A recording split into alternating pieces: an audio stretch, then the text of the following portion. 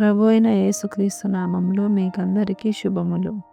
నేటి దిన బైబిల్ వాక్య పఠనము మార్చి 25, 2026. నిర్గమకాండము 34వ అధ్యాయము. మరియు యెహోవా మోషేతో, మొదటి పలకల వంటి మరి 2 రాతి పలకలను చెక్కుము. నీవు పగులగొట్టిన మొదటి పలకల మీదనున్న వాక్యములను నేను ఈ పలకల మీద వ్రాసెదను. ఉదయమునకు నీవు సిద్ధపడి ఉదయమున సీనాయి కొండ ఎక్కి అక్కడ శిఖరం మీద నా సన్నిధిని నిలిచి ఉండవలెను. ఏ నరుడును నీతో ఈ కొండకు రాకూడదు. ఏ నరుడును ఈ కొండ మీద ఎక్కడనైనను కనబడకూడదు. ఈ కొండ ఎదుట గొర్రెలైనను ఎద్దులైనను మేయకూడదని సెలవిచ్చెను. కాబట్టి అతడు మొదటి పలకల వంటి 2 రాతి పలకలను చెక్కెను. మోషే తనకు యెహోవా ఆజ్ఞాపించినట్లు ఉదయమందు పెందలకడ లేచి ఆ 2 రాతి పలకలను చేత పట్టుకొని సీనాయి కొండ ఎక్కగా మేఘములో యెహోవా దిగి అక్కడ అతనితో నిలిచి యెహోవా అను నామమును ప్రకటించెను. అతని ఎదుట యెహోవా అతని దాటి వెళ్ళుచు, యెహోవా కనికరము, దయ, దీర్ఘశాంతము, విస్తారమైన కృపాసత్యములు గల దేవుడైన యెహోవా, ఆయన 1000 మందికి కృపను చూపుచు దోషమును, అపరాధమును, పాపమును క్షమించును గాని ఆయన ఏమాత్రమును దోషులనుగా నిర్దోషులనుగా ఎంచక 3-4 తరముల వరకు తండ్రుల దోషమును కుమారుల మీదికిని కుమారుల కుమారుల మీదికిని రప్పించునని ప్రకటించెను. అందుకు మోషే త్వరపడి నేల వరకు తల వంచుకొని నమస్కారము చేసి, ప్రభువా, నా మీద నీకు కటాక్షం కలిగిన ఎడల నా మనవి ఆలకించుము. దయచేసి నా ప్రభువు నా మధ్యను ఉండి మాతో కూడా రావలెను. వీరు లోబడనొల్లని ప్రజలు. మా దోషమును పాపమును క్షమించి మమ్మును నీ స్వాస్థ్యముగా చేసుకొనమనెను. అందుకు ఆయన, ఇదిగో నేను ఒక నిబంధన చేయుచున్నాను. భూమి మీద ఎక్కడైనను ఏ జనములోనైనను చేయబడని అద్భుతములు నీ ప్రజలందరి ఎదుట చేసెదను. నీవు ఏ ప్రజల నడుమనున్నావో ఆ ప్రజలందరూ యెహోవా కార్యమును చూచెదరు. నేను నీ ఎడల చేయబోవునది భయంకరమైనది. నేడు నేను నీకు ఆజ్ఞాపించు దానిని అనుసరించి నడువుము. ఇదిగో నేను అమోరీయులను, కనానీయులను, హిత్తీయులను, పెరిజ్జీయులను, హివ్వీయులను, యెబూసీయులను నీ ఎదుట నుండి వెళ్ళగొట్టెదను. నీవు ఎక్కడికి వెళ్ళుచున్నావో ఆ దేశపు నివాసులతో నిబంధన చేసుకొనకుండా జాగ్రత్త పడుము. ఒకవేళ అది నీకు ఉరి కావచ్చును. కాబట్టి మీరు వారి బలిపీఠములను పడగొట్టి వారి బొమ్మలను పగులగొట్టి వారి దేవతా స్తంభములను పడగొట్టవలెను. ఏలయనగా వేరొక దేవునికి నమస్కారం చేయవద్దు. ఆయన నామము రోషము గల యెహోవా. ఆయన రోషము గల దేవుడు. ఆ దేశపు నివాసులతో నిబంధన చేసుకొనకుండా జాగ్రత్త పడుము.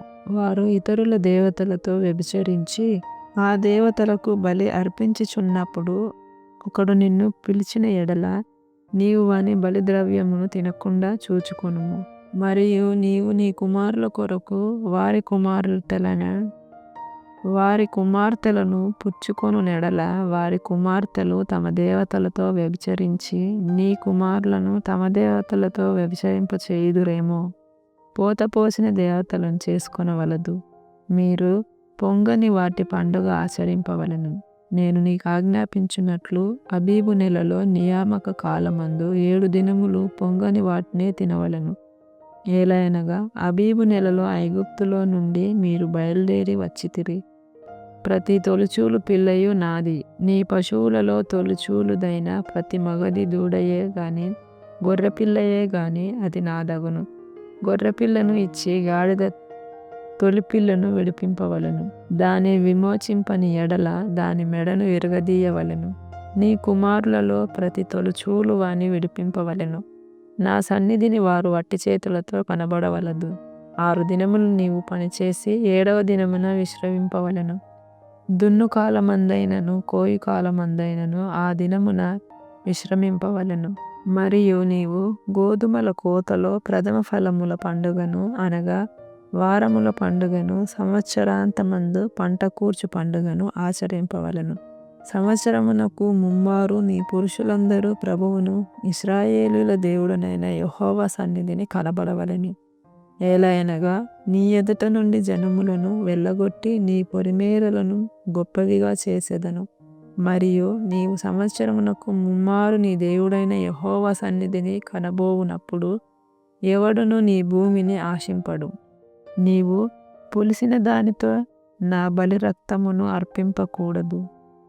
పస్కా పండుగలోని బలి సంబంధమైన మాంసమును ఉదయకాలం వరకు ఉంచకూడదు.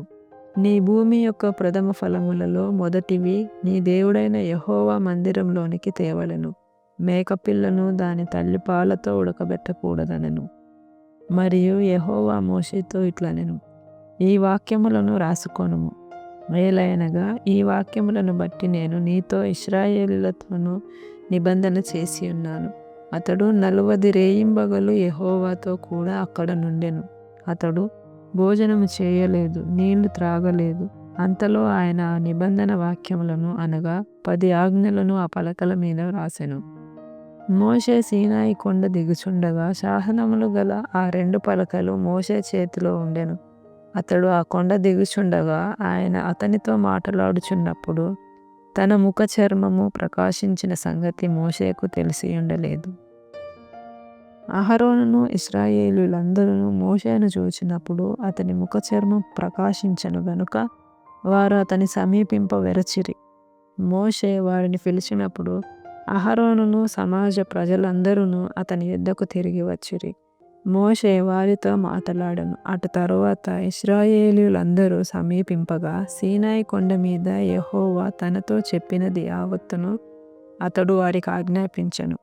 మోషే వారితో ఆ మాటలు చెప్పుట చాలించి తన ముఖం మీద ముసుకును వేసుకొనెను. అయినను మోషే యెహోవాతో మాటలాడుటకు ఆయన సన్నిధిని ప్రవేశించినది మొదలుకొని మోషే వారితో ఆ మాటలు చెప్పుట చాలించి తన ముఖం మీద ముసుకు వేసుకొనెను. అయినను మోషే యెహోవాతో మాటలాడుటకు ఆయన సన్నిధిని ప్రవేశించినది మొదలుకొని అతడు వెలుపలికి వచ్చు వరకు ఆ ముసుకు తీసివేసెను. అతడు వెలుపలికి వచ్చి తనకు ఆజ్ఞాపింపబడిన దానిని ఇశ్రాయేలీయులతో చెప్పెను.